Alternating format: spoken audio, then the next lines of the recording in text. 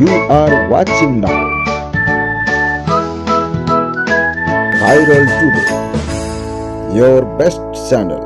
हामी पुरानो वासी कमलासीको छु सिर्सियाको लालबन्दीमा बसोबास छ नगरपालिका 5 मेजरगञ्ज। अब हामी सर्लाहीमा बस्छु, नेपालको नागरिक छु। आफ्नो नाम सुरेन्द्र महतो मेरो नाम छ। कति उमेर भयो? उमेर मेरो 37 भयो। तौलसम्म बिहे भएको छ। तौलसम्म पहिले बढी थियो, अब त 75 भएछ। 75 हजुर। छोराछोरी कतिवटा छ? दुईटा छोरी एउटा छोरा छ। छोराछोरीलाई पनि यही हजुर, छोराछोरीले पनि चाहना छ, उनीहरूले के फिटनेस मोडल छोरीलाई बनाउन चाहन्छु। छोराले त अहिले पढ्छ, उसको आफ्नो भविष्य त आफ्नो फ्युचर छ, उसले जसमा जसको इच्छा छ त्यसमा जानु सक्छ। नभए त हामी त स्पोर्ट्समा छँदै थियो, उसलाई पनि स्पोर्ट्समा लाउँछौँ। कति वर्षको उमेरमा बिहे गर्नुभयो? मैले अलिक कम, हाम्रो त मधेसी जातमा कमै सालमा बिहे गरिदिन्छ। 18-19मै बिहे भएको थियो। शादीको पनि धेरै वर्ष भइसक्यो। मेरो छोराछोरी पनि ठुलै छ। बिहे कुन ठाउँमा भएको छ? जनकपुर महावीर चौक त्यही भएछ। 2005मा भएको थियो मेरो बिहे। तपाईँ परिवारको कुन छोरा हो? म परिवारको म सानो हो, सबभन्दा कान्छो। सबभन्दा। दाइहरूको कतिको सपोर्ट छ? दाइहरू त फुल सपोर्ट छ। दाइको सपोर्ट नहुँदा हामी कहाँ बढ्थ्यो? घरको बडी बिल्डिङको सपोर्ट छ। केही स्पोर्ट्समा घरले सपोर्ट न, आफ्नो आमा बुवाले न, दाइले न सपोर्ट गर्दा मान्छेले अगाडि बढ्नु सक्दैन। उहाँको सपोर्टै ठुलो कुरा हो कि। तपाईँ कति वर्षको हुँदा यो सुरु गर्नुभयो? यो मैले पहिल्यैदेखि नै सुरु गरेको कति थियो। वर्षको हुँदा तपाईँ? मेरो बिहे भएको थियो त्यो भन्दा अलि 10 साल पछि नै गऱ्यो भनेपछि तले अब पेट निक्लेन। 27-28 वर्षको उमेर गर्नुभयो। थियो। ल अब दाइको पनि ल तपाईँको परिचय दिनु पहिला। मेरो वीरेन्द्र महतो। तपाईँको भाइ चाहिँ यो अब वर्ल्डमा बडी बिल्डरको नामले संसार जितेर आउँदाखेरि तपाईँलाई कस्तो लागिरहेछ? धेरै मलाई राम्रो लागेछ। तपाईँलाई यो जितेछ, मेरो देशको र मेरो नाम गौरव भएछ, देशको पनि नाम भएछ। अनि जस्तै भाइले यतिको प्रगति गर्ला भन्ने तपाईँलाई लाग्थ्यो पहिला? मलाई लागेन कि वर्ल्डमा यसले तीसरा नम्बर आउँछ, थर्ड आउँछ। मैले भने 10+ होला कि, तर यो थर्ड आयो वर्ल्डमा। मलाई धेरै खुसी लाग्यो। लोकल में बोलबे अपना भाषा में मैथिली में बोलबे तैयो मैथिली में अपना मैथिली भाषा में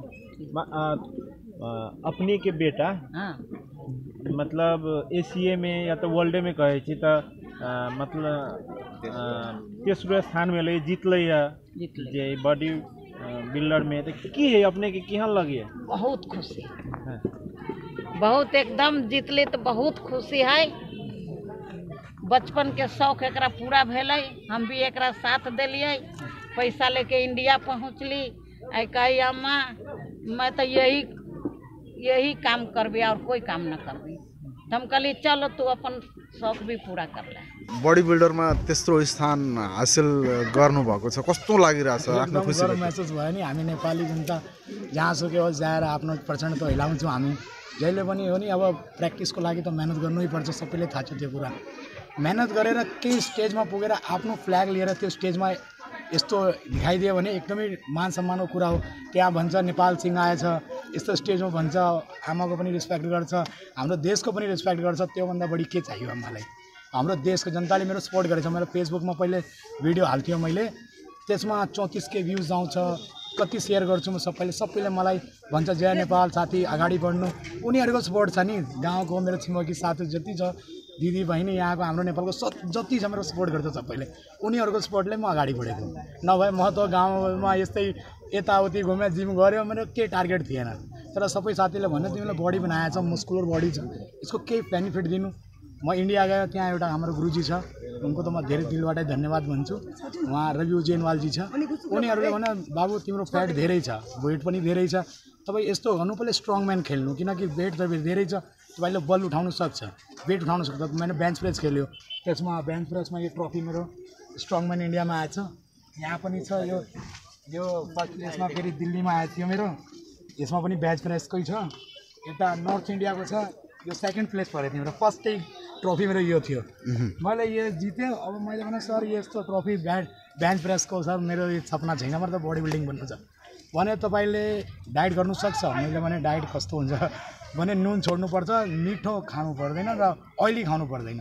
अब सुरुमा त नुन नखाएको हामी नेपाली कहाँ जिनु सक्छु खानु बित्ति बोमिट जस्तो आउँथ्यो मैले सर मेरोसँग हुँदैन यो काम हो म त नुन छोड्नु सक्दैन भने सेन्दानामा खाउनु अलिअलि फेरि यस्तो 4-5 महिना हार्ड वर्कआउट गरेर उसले मेरो वेट 40 किलो एकदमै डाउन गर्यो अब कम वेटमा अब 65-70 वेटमा यस्तो मस्कुलर बडी लिएर गयो तब मेरो प्लेस आएछ त्यसमा गुरुजीको त म दिलबाटै धन्यवाद भन्न चाहन्छु किनकि गुरु छ हाम्रो उसको रेस्पेक्ट सबभन्दा अगाडि छ त्यसपछि मेरो आमा छ मेरो दाइ छ मेरो साथीहरू छ हजुरहरू हो त्यो सबैले मलाई सपोर्ट गरेछ अब तपाईँको आगामी के छ यो मलाई आगामी के छ अब जति छ मेरो मेसेन्जरमा दिनरात मलाई फोन गर्छ दाइ मलाई डाइट बताइदिनु अब बडी बिल्डिङको लागि बडी बिल्डिङ प्रोफेसनल हामी कसैको भन्नु पऱ्यो तपाईँ खेल्नु त्यस्तो होइन बडी बिल्डिङ शरीर फिट गर्ने लागि मात्रै हो हामीले के हुन्छ अब अलि ठुलो भयो ज्यान बढ्यो डायबिटिज प्रेसर यति बिमारी घेर लिन्छ खानपान त्यस्तै छ अब मान्छेले मेन्टेन गर्नु सक्दैन सबैले सोच्छ ठुलो जिममा जाएरै हामी बडी बनाउन सक्छौँ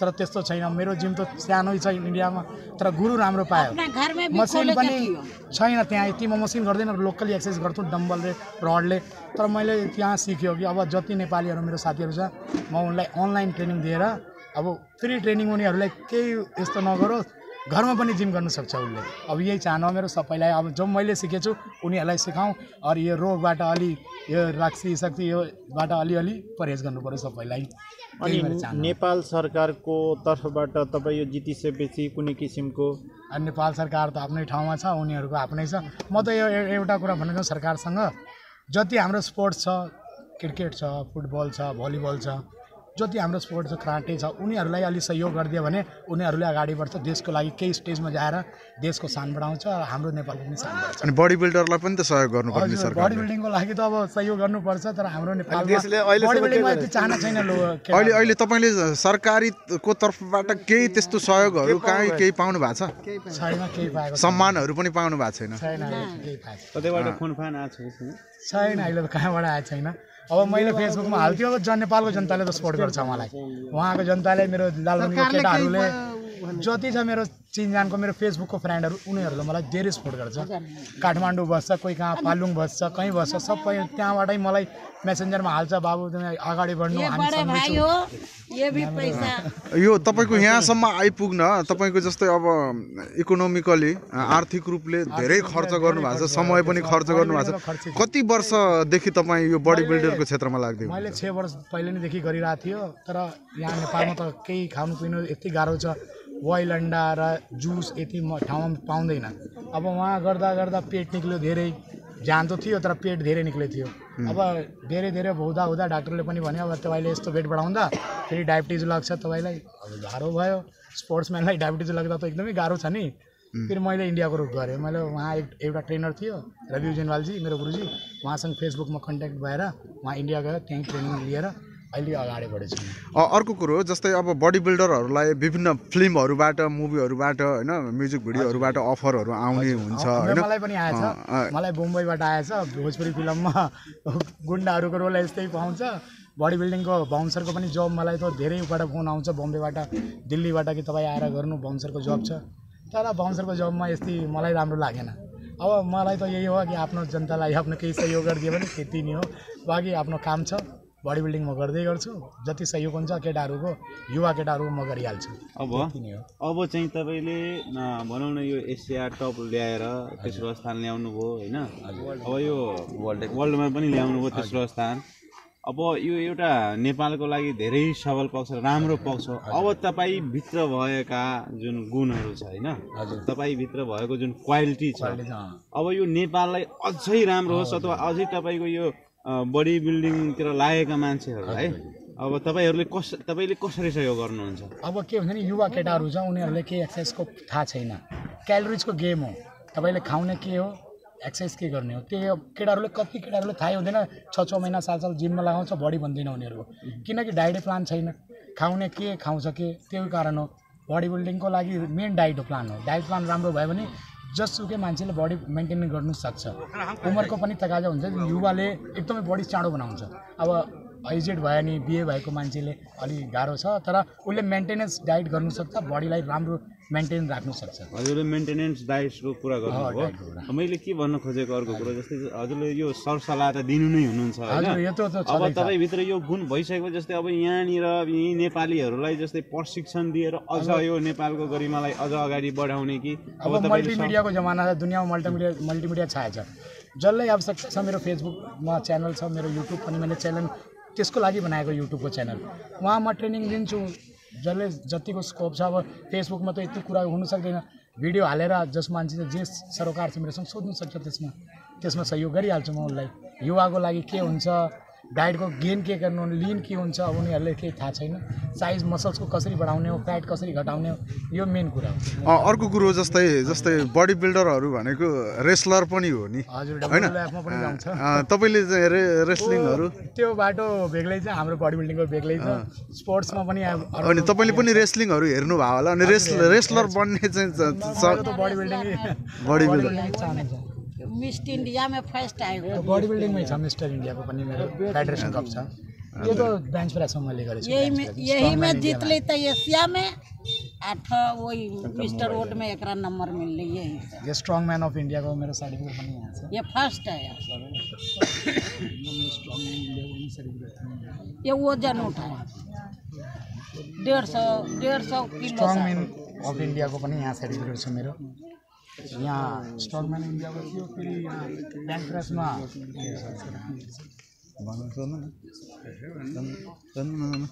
सबै क्रमश देखाइदिए प्लेसेसमा पनि आएछ। बेंच प्रेसमा दिल्लीमा पनि फर्स्ट आयो। नेपाल सरकारबाट तपाईँले के अपेक्षा राख्नु भएको छ? म त यही सोच्छु, स्पोर्ट्सम्यानको लागि अलि सहयोग गरिदिनु पर्यो। अब इन्डियामा के छ, ठाउँ ठाउँमा पार्कमा मान्छेले जिम लगाएछ, जसले मान्छेसँग पैसा हुँदैन त्यहाँ गएर जिम गर्नु सक्छ उसले। त्यस्तो केही हाम्रो नगरपालिकामा जिम राखिदियो भने, अब पैसा छैन कसै गरिब मान्छे भयो भने उसको लागि अलिक सहयोग हुन्छ। जस्तै अब अहिले त स्थानीय सरकार छ नि होइन, अब यहाँका जनप्रतिनिधिहरूले तपाईँको खबर पाएपछि त्यही सम्पर्क गर्नुभएको, त्यस्तो केही तपाईँहरू आफैले पनि ल म यस्तो गर्न चाहन्छु भनेर केही प्रस्तावहरू राखेको? हाम्रो गाउँमा यस्तो जिम खोलिदिनु पर्यो एउटा, त्यसमा सबै जनता आएर जिम गरोस्, पब्लिक हो त्यो, त्यसमा पैसा लागोस् कसैको, त्यस्तै हो। म त यही चाहन्छु। यो मतलब बडी बिल्डिङमा स्वास्थ्यको लागि फाइदाहरू चाहिँ के छ नि? तपाईँले डायबिटिज हुँदैन, सबभन्दा ठुलो कुरो। डायबिटिजको पेसेन्ट अहिले कति छ हाम्रो नेपालमा पनि धेरै भइसक्यो। मासु खाउँछ, राति सुहाउँछ, फेरि मर्निङ बसेको हुन्छ। त्यसमा त एक्सर्साइज गर्नै पर्छ, सबैले एक्सर्साइज गर्नुपर्छ। जति मान्छे छ सबैले एक्सर्साइज त सबैले गर्नुपर्छ। मर्निङ वॉक हो, रनिंग हो, चाहे जिम हो। ये ना है, ये सब आदमी नमके छोड़ देती है तो एकदम ये तो स्ट्रॉन्ग होने। अब बॉडी बिल्डिङ बेग्लै कुरा छ, जिम जान बेग्लै कुरा छ। त्यसमा जाएर फिट हुनु छ नि, हामीले के सबै बडी बिल्डर भएर त्यस्तो त हुँदैन नि। स्पोर्ट्समा जसले चाहना छ त्यसले अगाडि बडी बिल्डिङ गर्छ, त्यसको लागि हामी सपोर्ट गर्छौँ। नभए आउनु फिट भएर आफ्नो घर जानु त्यति नै भनेपछि स्वास्थ्यको लागि फाइदाजनक छ। तपाईँले यो बडी बनाउनु भयो कि आफ्नो यो उद्देश्य नै राखेर? सुरुमा त मैले आफ्नो यस्तै छ, फिल्महरू हेरेर सलमान खानको जस्तो फिल्म आउँछ त्यसले राम्रो बडी बनाएको थियो, मैले पनि चाहना भयो यार यस्तो बडी बनाउनु पर्छ। गऱ्यो केही हुँदैन, त्यसमा गर्दा नि अलिअलि बडी भयो नि, मलाई अलि भित्रबाट आयो कि म केही गर्नु सक्छु, तर राम्रो टिचर त पाउनु पर्यो। त्यसमा आफ्नो घरमा गर्दा कहिले आफ्नो घरमै केही सामान ल्याएर वीरगन्जबाट यहीँ गरेको थियो, गाउँको केटाहरू पनि गर्थ्यो। तर मलाई आफ्नो भित्रबाट आयो कि मेरो पेट यति निक्लेछ, म कसैलाई के ज्ञान दिन्छु? आफ्नो शरीर फिट हुनु पऱ्यो नि, तब त अरूलाई ज्ञान दिनु हो। तब मैले फेरि इन्डिया गएर जिम गऱ्यो, त्यहाँबाट सबै सिकेर आएको। वर्ल्डमा तेस्रो हुन्छ भनेर त्यस्तो आकलन केले गर्नु भएको थियो तपाईँले? छैन, कल्पना गर्नुभएको थिएन? कल्पना थिएन। म त स्टेजमा चढ्नै मात्रै खुसी भएको थियो कि स्टेजमा चढ्ने पनि पाएछु मैले। तर फर्स्ट मैले फेडरेसन कप जितेँ नि, मेरो हौसला बुलन्द भयो। मैले फेडरेसन कप मैले जितिसकेँ, फेडरेसन कप भने अब त मैले मेरो एकदमै एसियामा सेलेक्सन भइसक्यो। मैले ल एसिया पनि अब खेल्नु पऱ्यो। एसियामा 3rd प्लेस पायो भने त एकदमै म त अब एकदमै खुस भयो। मलाई अब त केही चाहिएन। फेरि गुरुजीले भने अलिअलि रोमान्टिक पनि बिचमा जितेर आएको, खायो पियो। गुरुजीले एकदमै डाँट्यो कि के गर्छ तिमीले, यो के गरेको? फेरि वर्ल्ड पनि खेल्नु छ, फेरि वर्ल्डमा खेल्नु गएको। अलि मेरो थाईमा मैले गुरु नहुँदा हेभी वेट गऱ्यो, त्यसमा थाईमा मेरो थाईमा अलिअलि गाह्रो भएको थियो। त्यो थाईको कारणले मैले 3rd प्लेस आयो वर्ल्डमा, नभए 2nd 1st म आउँथेँ।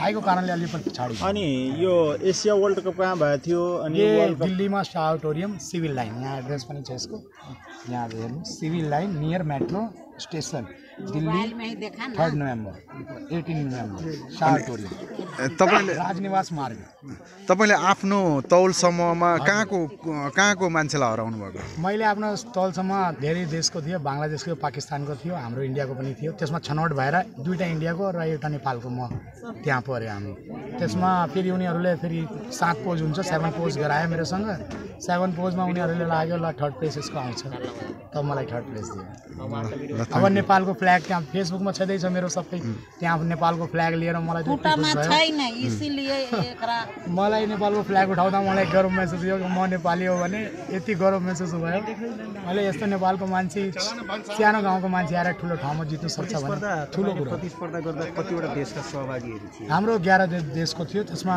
2टा देशको आएको थिएन अरू इन्डियाको बढी थियो इन्डियाकै बढी खेलिरहेको थियो यो वर्ल्डमा इन्डियाकै बढी थियो और हाम्रो काकरभिटाको पनि एउटा ग्रुप दाइ थियो हाम्रो त्यो पनि थियो कुन देशमा त्यो भएको त्यो प्रतियोगिता त्यो हाम्रो काकरभिटाको थियो नेपालमै खेलेको थियो वर्ल्डको चाहिँ कुन ठाउँमा भएको थियो त्यो सिभिल लाइन दिल्लीमा साउटोरियममा भएको थियो ए दिल्लीमै भएको हजुर दिल्लीमा भएको थियो अहिले अरू देशमा भए तपाईँ जतिको खेलाडीलाई राष्ट्रले नै सम्मान गरिसक्ने अवस्था थियो भने थियो अब इन्डियाबाट पनि धेरै मान्छे खेलिरहेको थियो इन्डियाबाट मैले भने म नेपाली भएर पनि इन्डियाबाट किन खेल्छु मेरो नेपाली नागरिकता छ म नेपालबाटै खेल्छु त्यही कारणले म त नेपालैबाटै खेलेको हाम्रो झन्डा पनि देखाउनु पर्यो नि बिचमा राष्ट्रको लागि खेल्नु राष्ट्रको लागि नेपालको लागि अन्तमा के भन्न चाहनुहुन्छ अन्तमा के भन्न चाहन्छु सबै सहयोग छ अब जति मेरो साथीहरू छ सबैलाई जय नेपाल नेपाल सरकारदेखि तपाईँको केही अपेक्षा छ नेपाल सरकारसँग त यही छ स्पोर्ट्सम्यानको लागि केही सोच्नुपर्छ